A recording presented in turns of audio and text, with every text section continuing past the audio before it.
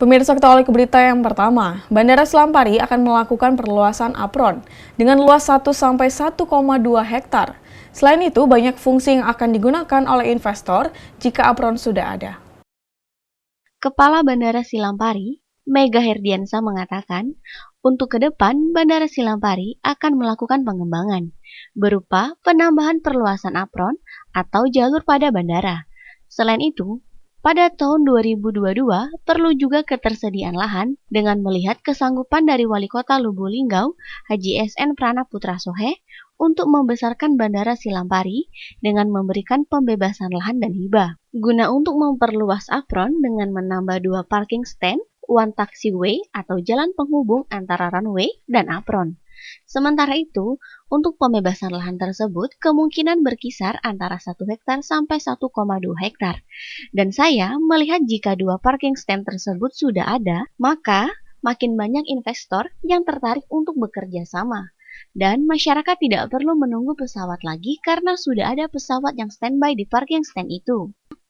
Sebetulnya dari sisi arah pengembangan ataupun master plan dari Bandara Udara Silampari, alhamdulillah menunjukkan sedikit penambahan, yaitu rencana perluasan apron, dan ini juga di tahun 2022 itu memang perlu didukung juga dengan ketersediaan lahan. Dalam hal ini saya sudah melihat kesanggupan dan niat baik daripada Pak Wali Kota untuk membesarkan Bandar Udara Lubuk Linggau Silampari dengan memberikan pembebasan lahan dan hibah dalam rangka untuk memperluas apron dengan menambah 2 parking stand dan 1 lagi taxiway atau jalan penghubung antara runway dengan parkiran atau apron pesawat.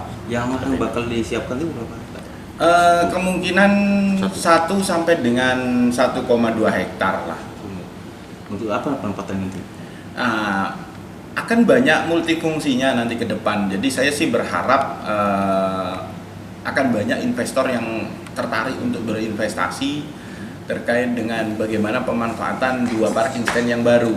Sebagai contoh mungkin untuk hanggar pesawat charter, kemudian untuk bengkel pesawat. Nah, itu salah satu contoh atau kemungkinan yang mungkin bisa dilirik oleh investor untuk melakukan investasi di situ. Selain itu, ada juga kegunaan lain jika parking stand tersebut sudah ada.